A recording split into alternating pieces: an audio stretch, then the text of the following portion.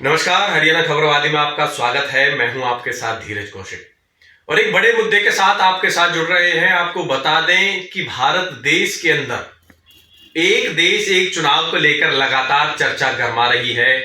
पक्ष विपक्ष लगातार इस पर चर्चा करता हुआ नजर आ रहा है।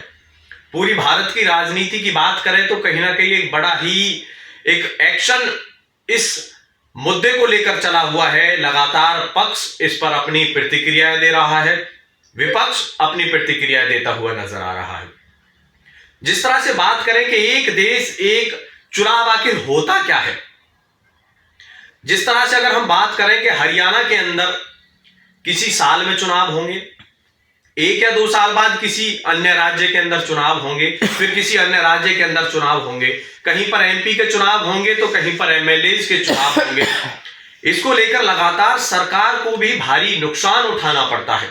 जिस तरह से अलग अलग राज्यों में एमपी एमएलए के चुनाव लगातार चलते रहते हैं। सबसे पहले बात करें कि चुनाव के चलते जो आचार संहिताएं लगती हैं, उससे उस राज्य का जो नुकसान होता है, जो विकास की रफ्तार थमती है, वो एक बहुत बड़ा नुकसान देखने को मिलता है। जैसे ही अगर हम हरियाणा की बात करें तो सबसे पहले हरियाणा के अंदर एमपी जो है सांसद के चुनाव होने तय हुए तो वहां पर हरियाणा के अंदर आचार संहिता लागू कर दी गई और उसके बाद जो सारे विकास कार्य थे वो रुक गए और कहीं ना कहीं कहें कि विकास के लिए आचार संहिता एक रोड़ा बन गई। जैसे ही एमपी के चुनाव संपन्न हुए उसके बाद एमपी तय हुए, बन गए। बात करें केंद्र के अंदर जो सरकार है उसका गठन हो गया। फिर उसके कुछ महीनों बाद ही हरियाणा के अंदर विधानसभा चुनाव का बिगुल बजा और फिर विधानसभा चुनाव के आचार संहिता ने विकास के परकच्चे उड़ा दिए। कहें कि हरियाणा में फिर से विकास अपनी रफ्तार थामता हुआ नजर आया।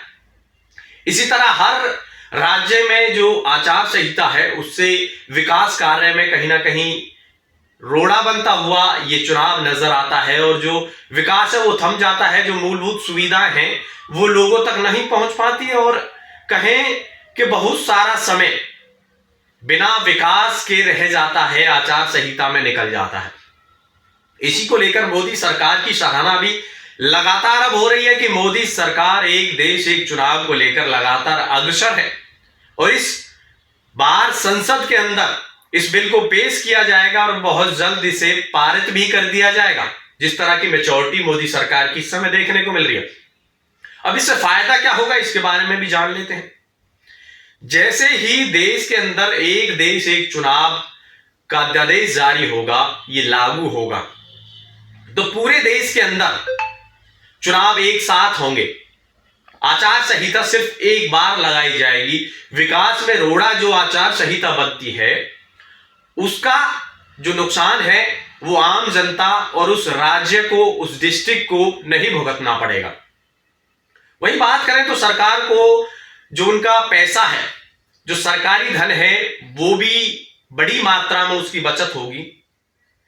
कहें कांग्रेस की बात करें या फिर भाजपा की बात करें या अन्य पार्टियों की बात करें तो अब तक सभी पार्टियां जिस राज्य में चुनाव होता है, चाहे वो एमपी का हो या फिर एमएलए का हो, पार्टियों द्वारा प्रचार किया जाता है। अलग अलग राज्यों में प्रचार होता है तो जिसमें पैसे की खपत बहुत ज्यादा होती है। एक देश एक चुनाव होने के बाद जो पार्टियां हैं वो सिर्फ एक बार ही अपना प्रचार करने के बाद जो चुनाव है उससे अपने कैंडिडेटों को चुनाव लड़ा सकती है और बहुत सी भ्रांतियां भी फैलती हुई नजर आएंगी कि अब एक देश एक चुनाव अगर पारित हो जाता है तो कितने चुनाव की जो प्रक्रिया है वो एक साथ संपन्न होगी।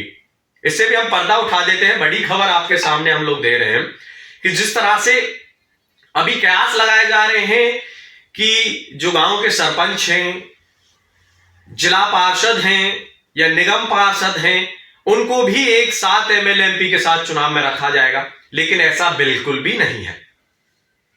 एक देश एक चुनाव का बिगुल बजने के बाद एमपी और एमएलए कहें सांसद और विधायकों के चुनाव एक साथ होंगे और बाकी बात करें सरपंचों की, नगर निगम पार्षदों की या फिर जिला परिषदों की, इनके चुनाव अलग तरीके से तय किए जाएंगे और ये अपने हिसाब से सरकार उसमें कराएगी। लेकिन एक देश एक चुनाव में सिर्फ और सिर्फ एमपी और एमएलए के जो चुनाव हैं वो संपन्न किए जाएंगे और सरकार बहुत अच्छी पहल इसके लिए करने जा रही है। और सबसे बड़ा दुखड़ा मैं आपको बता दूं कि जिस तरह से अभी तक क्या है कि जैसे हरियाणा की हम बात उठा के चले, एमपी का चुनाव एमएलए के चुनाव से पहले होता है। अगर एक विधानसभा में भाजपा पार्टी की बात करें तो हम एक विधानसभा के अंदर एमपी की टिकट किसी को मिल जाती है, अगर एमपी क्षेत्र के अंदर, तो उसके अंदर अंतर्गत कम से कम 6 से 9 विधानसभा होती हैं, जिसमें एक विधानसभा में विधायक की टिकट मांगने वालों की अगर बात करें तो 8 से 10 लोग ऐसे होते हैं जो भाजपा पार्टी से टिकट मांगने की होड़ में लगे रहते हैं।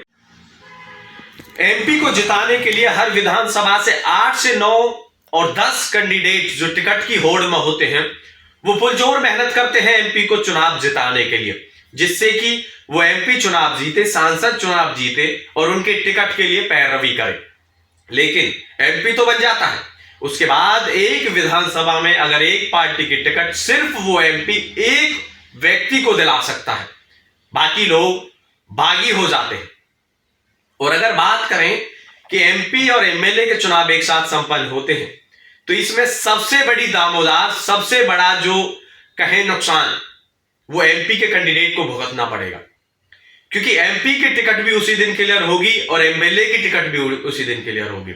सिर्फ और सिर्फ जो एमएलए को टिकट मिलेगी, जिस एमएलए प्रत्याशी को टिकट मिलेगी, वो ही एमपी के लिए वोट बटोरने में लगेगा। और वो वोट बटोरे कैसे?